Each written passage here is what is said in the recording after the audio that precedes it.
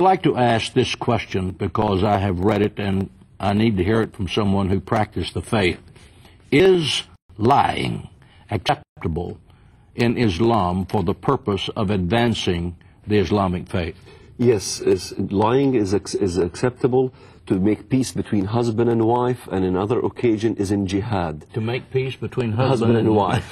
So, Pastor, you can lie to the husband, and then you can lie to the wife, say he loves you, so you can kind of get him along. This is from the small element, the minor element, but the major element is in jihad. It goes beyond that.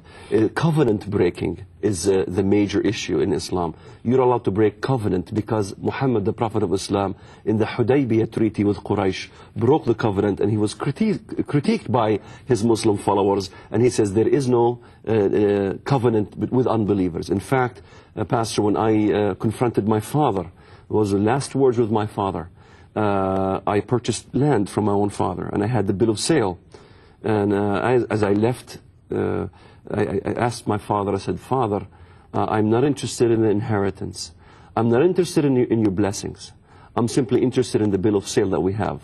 He says, son, you know in Islam we do not have to honor agreements with unbelievers. So it doesn't matter what covenant you sign.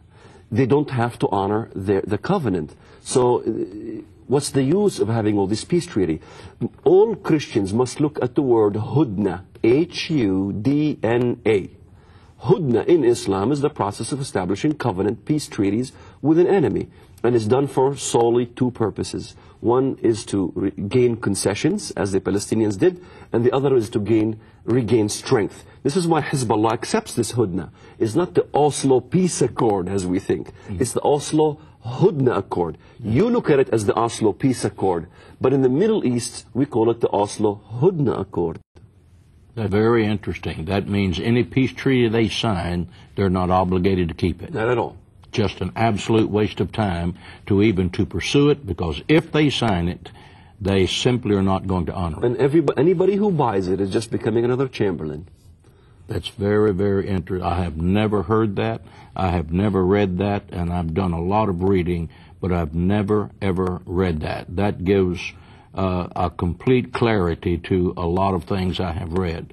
The Palestinians say that they hate the Jewish people because they occupy the land of Israel. But the hatred of the Jewish people, by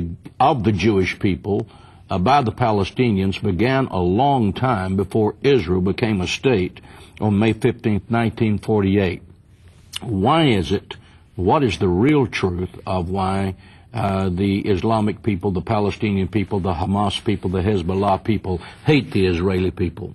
They hate the Israeli people because of the covenant that God established in the Bible regarding that land.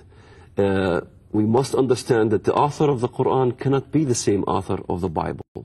The covenant is not with Ishmael. When I first read the Bible, the covenant was with Isaac. And it was an eternal covenant forever. So they want to prove that this is a fabrication, that the Bible has been fabricated by the Jews. That land has been given to the Muslims. Although the Quran itself says that the land does belong to Moses and his people, yet that will change later on. They want to destroy the evidence of God. This is why when the jihadists win, if we pull out, let's say, of Lebanon, if Israel pulls out of Lebanon, you see them mustering throughout the streets in demonstrations. Why? Because this proves to them that the covenant Islam gave them, that they will destroy the Jews, true. This is why when the Mujahideen win in Afghanistan, the Americans helped them and gave them Stinger missiles to fight communist Russia. What happened? As soon as they won, jihad movement grew like a mushroom, like wildfire, because this to them proved that Allah is true and the jihadist God is real. In fact, Sheikh Qaradawi, one of the most prominent figures in the Muslim world, he says, "La tu'adu Filistinu illa bil-Islam." That means we never regain Palestine, that is Jerusalem, except by going back to Islam.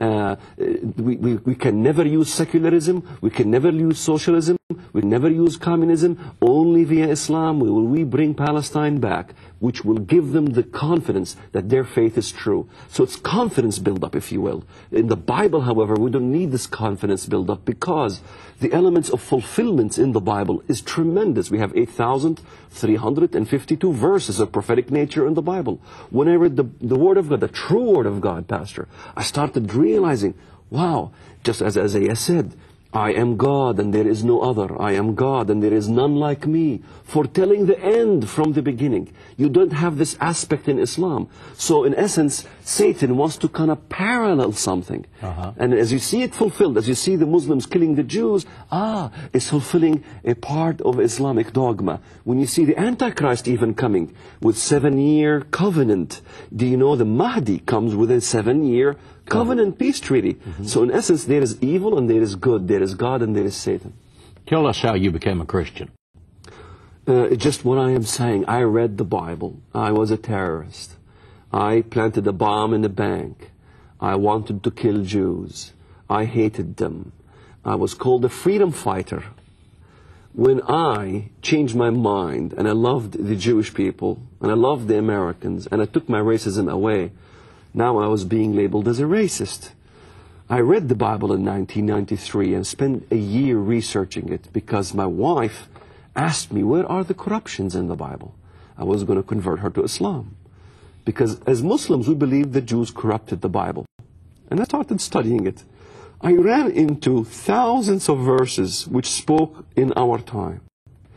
I started understanding from the Bible that we have two roadmaps. One roadmap that's set by the United Nations, and one roadmap that is set by God in the Bible. Everything was foretold. I lived in Israel. I saw our battles in several battles, whether it's the 6-Day War, whether the Yom Kippur War, whether it's the 1948 War, us trying to destroy Israel so many times. When I read the Bible, I saw that I was in collision course with God. I saw I was in collision course with the Christian theology. Because Islam denies the Trinity. Islam denies the crucifixion. Islam denies the deity of Jesus. And when I read the Bible in 1 John 2:22, who is a liar? He who denies that Jesus is the Christ. He is Antichrist that denies the Father and the Son. So the essence of Antichrist, or the spirit of Antichrist, was in the Islamic dogma. When I realized I was in a collision course with the God of the Bible, I prayed to the God of the Bible. I prayed in the name of the God of Abraham, Isaac, and Jacob. Show me the truth. If you make this prayer, you've dialed the right number. And I dialed the right number, and he showed me all these evidences.